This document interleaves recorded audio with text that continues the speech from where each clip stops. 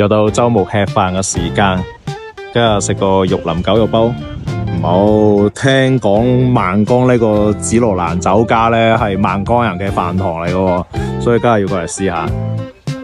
今晚食晒啦，咁就呢間紫羅蘭酒樓，好老實講咧，出品啊真係麻麻啊。最難食就係個燒鵝，78蚊嚟得嗰啲咁多，咁都算啊！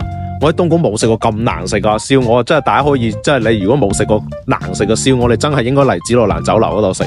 嗰個燒鵝行撚到你撲街，跟住咧你同個服務員講，佢同你講咧係咁樣嘅，啲汁咧就可能係鹹咗啲，可能我哋食唔慣，屌乜乜柒柒講撚咗一大堆，佢自己食完都覺得鹹，跟住頂佢就同我退咗啦。